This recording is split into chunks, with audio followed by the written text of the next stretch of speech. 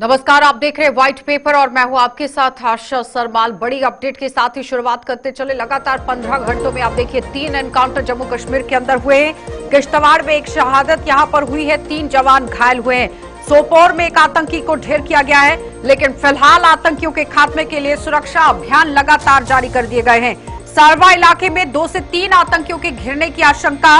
और सीमावर्ती पुंछ जिले की बात करें तो यहां पर भी सुरक्षा व्यवस्था को सीमावर्ती इलाके के अंदर बढ़ा दिया गया है। सीमावर्ती पुंछ जिले के अंदर सुरक्षा बलों ने चौकसी बरतना शुरू कर दिया है। पुलिस के स्पेशल ऑपरेशन ग्रुप ने यहां पर कड़ी नाकेबंदी कर दी है। नाकों से गुजरने वाली जितनी भी गाड़ियां हैं, सख्ती से उनकी जांच हो रही है और अमन के दुश्मनों के जो इरादे हैं उन पर पानी फेरने के लिए काम तेज कर दिया गया है। बताते चले, लगातार आप देखिए उमर के सत्ता संभालने के बाद किस तरह से लगातार आतंकवादी घटनाएं बढ़ती चली गई। लेकिन फिलहाल आतंकी हमलों का जो नया गढ़ बनता जा रहा था पहले जम्मू, अब आप देखिए किस तरह से शिफ्ट कश्मीर की तरफ हो गया है। पिछले 18 महीनों में 29 आतंकवादी घटनाएं हुई है, जिसमें लगातार आप देखिए किस तरह से सुरक्षा बलों ने अपना काम किया है। नागरिक और जवानों को आतंकियों ने अपना निशाना बनाने की कोशिश की है।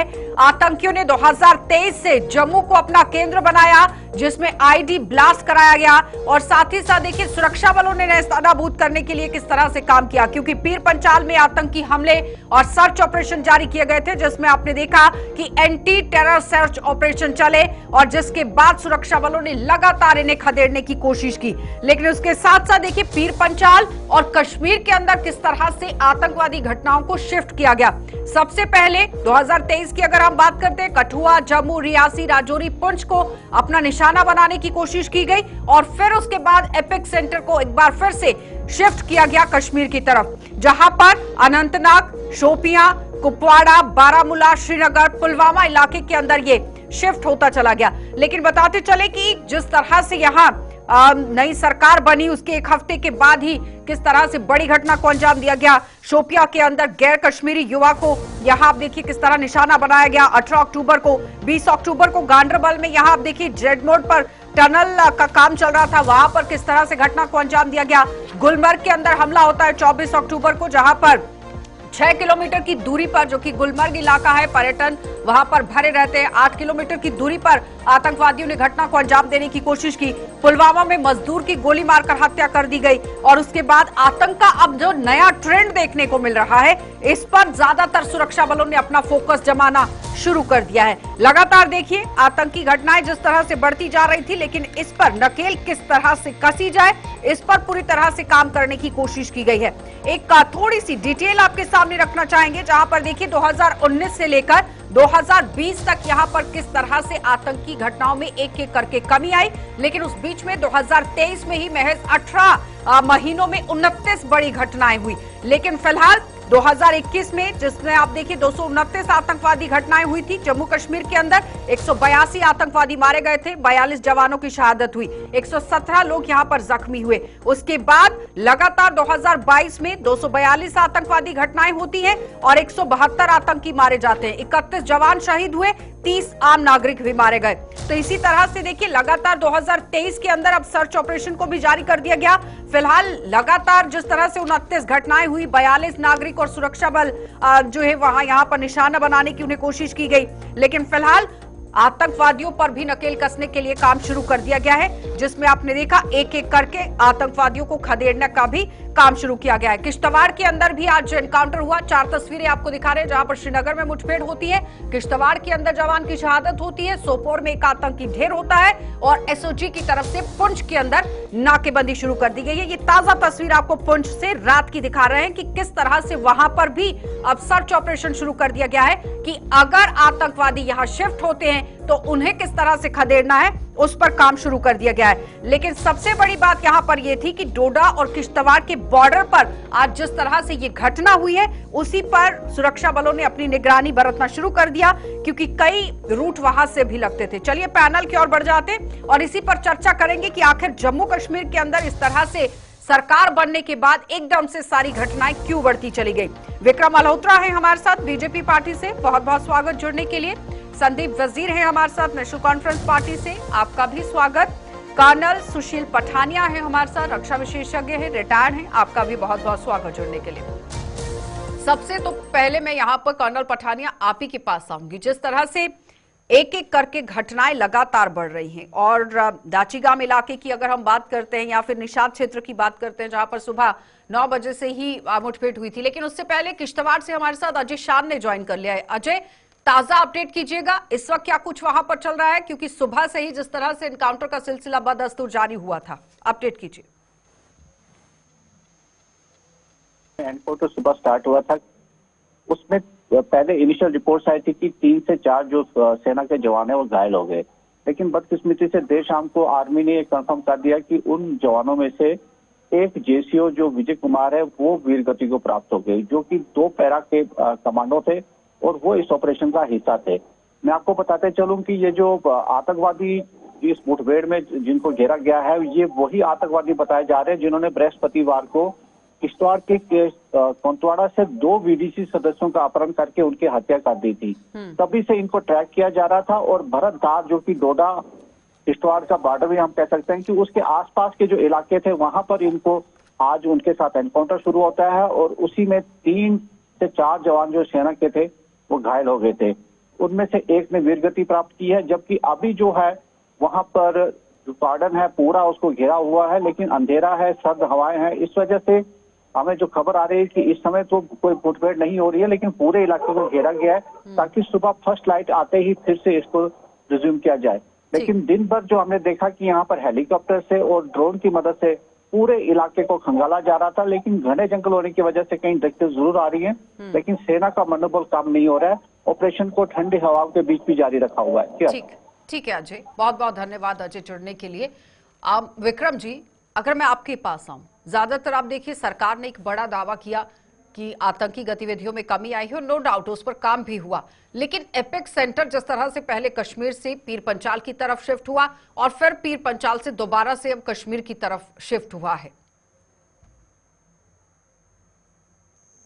देखिए, हम सब जानते हैं कि पिछले कुछ दिनों से जो आतंकी गतिविधियां हैं उनमें बढ़ोतरी हुई है और ये चिंता का विषय है। और जिस तरह से आज हमारे एक जो कमांडो पैरा ट्रूपर थे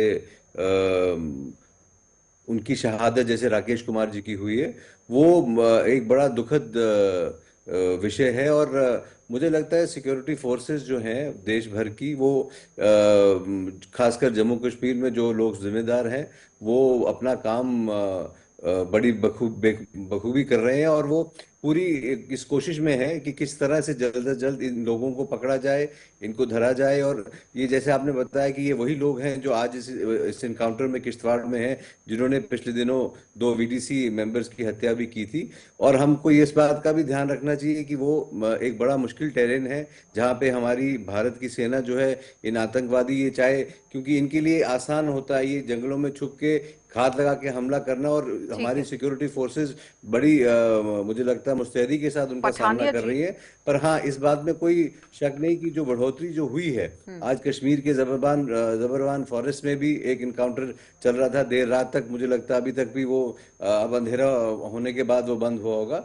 पर पाकिस्तान के जो मंसूबे हैं वो लगातार जिस तरह से जम्मू कश्मीर में 10 साल के बाद एक चुनी हुई सरकार आई है और जो शांतिपूर्ण चुनाव जम्मू कश्मीर में हुए हैं और एक चुनी हुई सरकार के सामने के बाद पाकिस्तान में बौखलाहट जो है वो बढ़ गई है। और वहाँ जो बॉर्डर पार से आतंकी आ रहे हैं, जो पिछले दिनों भी हमने देखा, जो अखनूर के पास भी एनकाउंटर हुआ, वहां भी जो पाक नेशनल जो थे वो भेजे जा रहे हैं इन्फिल्ट्रेशन के जरिए।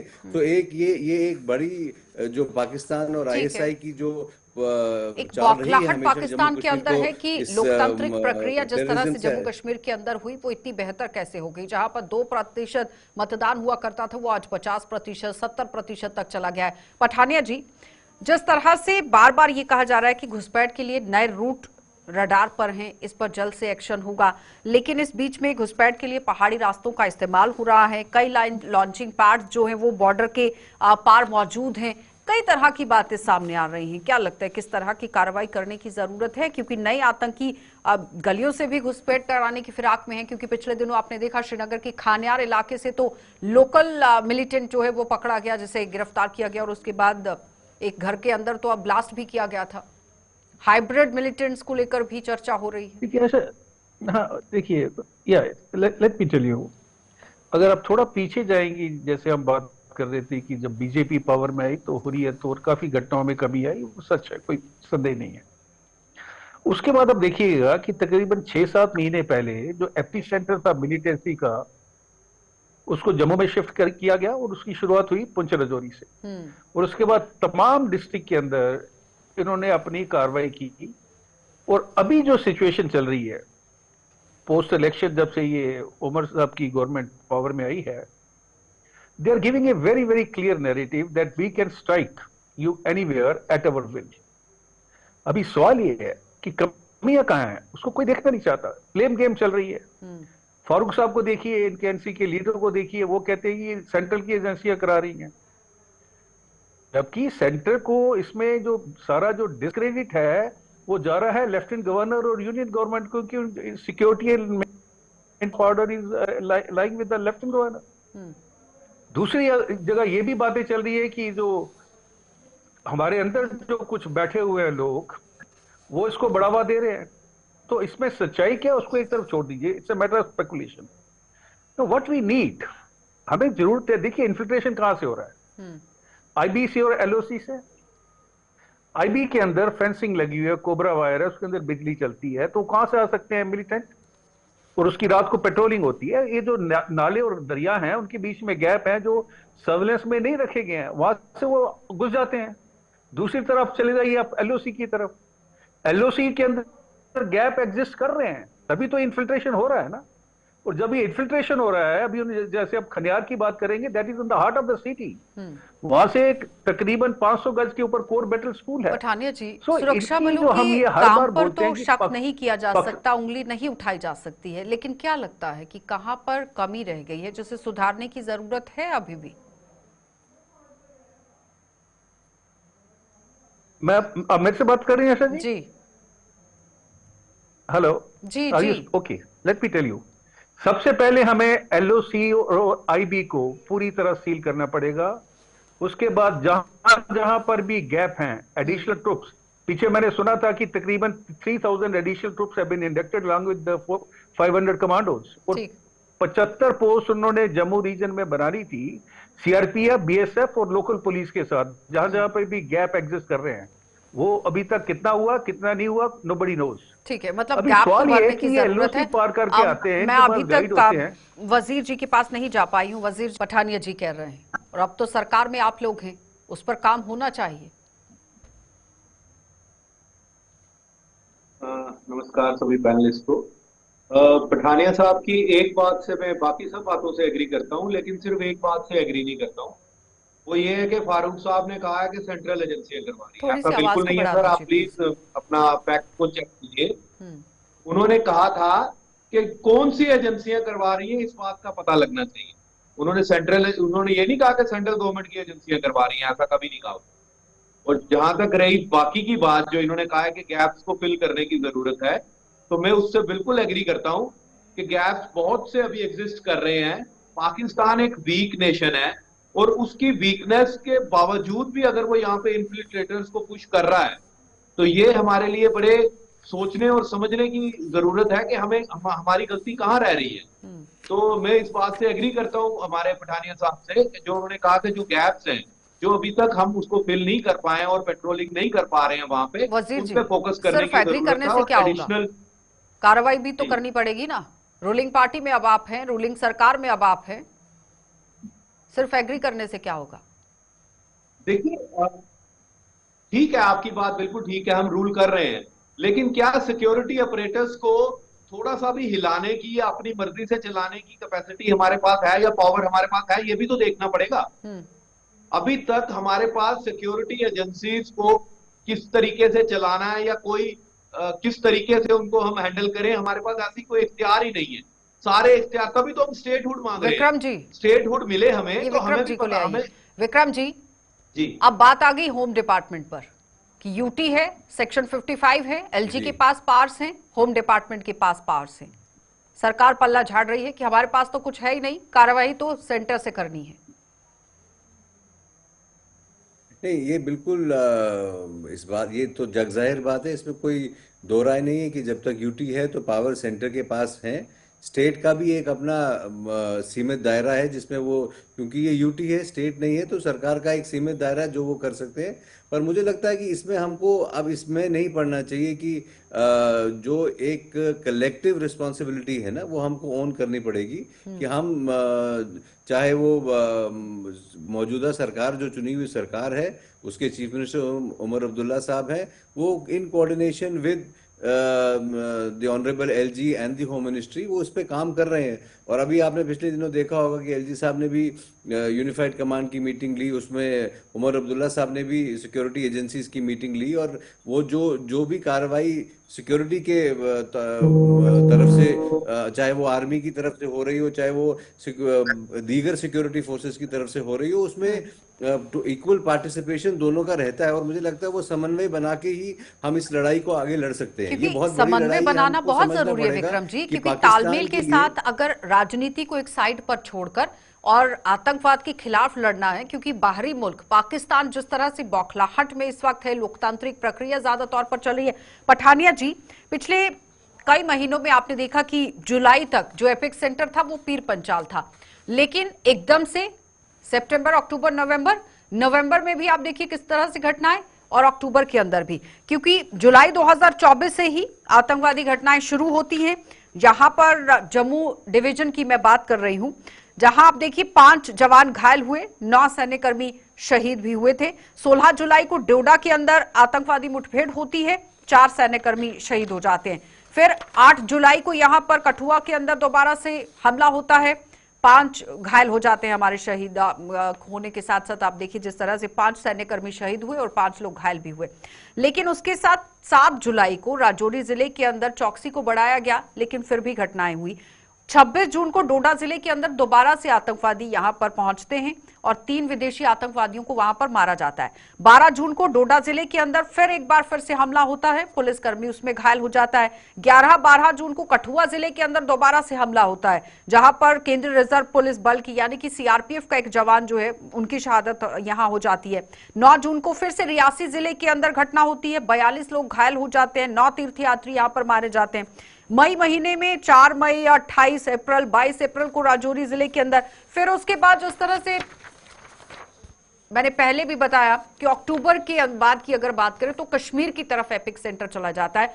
हाइब्रिड मिलिटेंसी को लेकर आपने देखा, पहले जो एडीजी थे law and order Vijay Kumar, उन्होंने कहा कि हाइब्रिड मिलिटेंसी ज्यादा तरीके से कश्मीर के अंदर काम कर रही है, क्योंकि खान्यार के अंदर जो लोग पकड़े गए थे वो लोकल थे। लेकिन उस बीच में पहली बार ये देखा गया था कि किसी कंस्ट्रक्शन साइट पर जाकर इस तरह से घटनाएं हो रही हैं और उस पर भी कार्रवाई हो रही है। बौखलाहट तो है ही, लेकिन अपनी स्ट्रैटेजी को बदलने की जरूरत है कि नहीं पठानिया जी? देखिए आशा जी, ये जो बौखलाहट वाला हम वर्ड यूज करते हैं पाकिस्तान के लिए, दैट्स इनकरेक्ट। आईएसआई अपनी स्ट्रेटेजी बना के चल रही है और हम उसको काउंटर करने में नाकाम रहे हैं, that is a fact. Politicisation छोड़ दीजिए।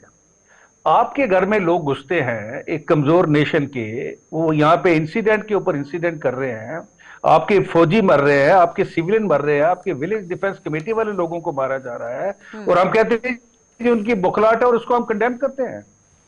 क्या हम इतना वीक नेशन है कि हम अपना बचाव भी नहीं कर सकते? It's a very very unfortunate, let me tell you. We have to change our mindset. किस तरह की स्ट्रैटेजी बनाने की जरूरत है पठानिया जी? कमियां सबसे पहले है कि मैं बताता हूं आपको। देखिए, इनकी जो स्ट्रेटेजी है वो ये थी कि वो हर सेगमेंट को एड्रेस कर रहे हैं। अभी हम बीडीसी की बात करते हैं, 2 लड़के जो किडनैप करके ले गए वो लोग, उनकी सिक्योरिटी की जिम्मेवारी किसकी थी? उनके पास वेपन है। मैंने भी कुछ बीडीसी वाले लोगों से बात की है, इनको पेमेंट नहीं मिल रही है। गवर्नमेंट ने कोई अपनी पॉलिसी निकाली है जो उन्होंने जनता को बताई है कि अगर हम वीडीसी मेंबर को ला रहे हैं, उनकी सिक्योरिटी कैसे होगी, उनको पैकेज क्या मिलेगा, उनको वेपन कैसे मिलेंगे, उनको ट्रेनिंग कहां पर होगी? कुछ नहीं चल रहा है। सब एक बस एक प्रेडिक्टेबल हमारा रिएक्शन आता है। We are not proactive at all. और मैं बड़ी बार आपसे ये बता चुका हूं, अभी मैं दोनों प्रवक्ता जो हमारे मित्र बैठे हुए हैं, देखिए पॉलिटिक्स की, नेशनल सिक्योरिटी के मामले में पॉलिटिक्स को एक किनारे पे रख दीजिए आप। इस समय जो सुरक्षा की जिम्मेवारी है नागरिकों की और फौजियों की, that is with the government. Government कुछ कर रही है उसके अंदर? आई रियली डोंट नो क्योंकि हर दूसरे दिन हम लोग आते हैं यहाँ पे डिबेट करते हैं, उसके बाद विक्रम काम जी, चल रहा है। हमारी इंटेलिजेंस के अंदर बहुत कमियां हैं। ठीक है। हमारी इंटेलिजेंस जो है वो एक छतरी के नीचे काम नहीं कर रही है। हमारे जो OGW हैं, स्लीपर सेल्स हैं, इनको सेफ हेवन दिए जा रहे हैं, विक्रम जी, इनको इस पर रेकी के पहले लिए जवाब टाइम दिया जा दीजिएगा। रहा है। वो और कह आप रहे हैं एक देखेंगे छाते के वो नीचे खुला खेल खेल एजेंसीज रहे काम हैं। नहीं कर रही हैं, सुरक्षा को लेकर कुछ बहुत सी प्रॉब्लम्स हैं, उसके बाद पेमेंट्स को लेकर भी बात फंस रही है। देखिए आशा जी, मैं with due respect, colonel Pathania ji जो हैं वो सुरक्षा विशेषज्ञ हैं और वो अपने काम को और फौज की सारी चीज़ों को बहुत अच्छे से जानते हैं, हम सबसे अच्छे से जानते हैं। पर मुझे लगता है कि हम इतना ज़्यादा ग्लूमी पिक्चर को पेंट नहीं करना चाहिए। ये सच्चाई है कि हादसे बड़े हैं, पर हमको ये भी समझना पड़ेगा कि ये वन ऑन वन वॉर जो है, हम पाकिस्तानी आर्मी के साथ नहीं लड़ रहे हैं, हम उन घुसपैठियों के साथ लड़ रहे हैं जो जिनका अपना कोलैटरल डैमेज जो है वो तो वहां से आते ही कुछ सोच लेके है। वो पाकिस्तान का जो एजेंडा मुसलसल चला आ रहा है उसी को इम्प्लीमेंट करने के लिए वो लोग आते हैं, और उनके सामने हमारे पास जो जो हमारा डैमेज होता है, जो हमारे शहादतें होती हैं, उनका वो बहुत बड़ा नुकसान होता है। और मुझे लगता है कि हमारी सिक्योरिटी फोर्सेस सक्षम हैं उसके साथ डील करने में। पूरी दुनिया जानती है, जिस वक्त आर्टिकल 370 और 35 से हटाया गया था, पूरी दुनिया की नजरें यहाँ थी कि ये दोनों न्यूक्लियर नेशंस हैं, क्या हो जाएगा, पाकिस्तान कितना बड़ा रिएक्शन इसमें दे देगा। पर हमने मैनेज किया, हमारी सिक्योरिटी फोर्सेस ने उन हालात को भी संभालने में वो सक्षम रहे, और बड़ी मतलब मुझे लगता है ओवरऑल एक शांतिप्रिय तरीके से वो वाकया भी गुजरा। और उसके बाद से एक जो कंट्रोल था, एक इकोसिस्टम जो मिलिटेंसी का कश्मीर में था, जिसको हुर्रियत भी चला रही थी और लोग भी चला रहे थे, उसको भी ध्वस्त करने में कहीं ना कहीं होम मिनिस्ट्री और हमारी सिक्योरिटी फोर्सेस और पुलिस श्रीनगर से और ही सब लोग हमारे कामयाब संवाददाता रहे। इमरान नाइकू ने हमारे साथ ज्वाइन बदलाव किया है, स्ट्रेटेजी, जरा वहां से अपडेट ले लेते हैं। विक्रम जी, एक सेकेंड। इमरान, जरा अपडेट कीजिए क्या कुछ चल रहा है वहां पर, क्योंकि सोपोर, बारामूला की बात करें, श्रीनगर की बात करें, लगातार एनकाउंटर्स वहां पर चल रहे थे। श्रीनगर के अंदर इस वक्त ताजा हालात क्या हैं? जी बिल्कुल, जिस तरह से आपने भी बड़े डिटेल्ड में कहा कि जम्मू या कश्मीर में जिस तरह से एक नई मिलिटेंसी की जो फ्रेश वेव है वो दिखाई दे रही है।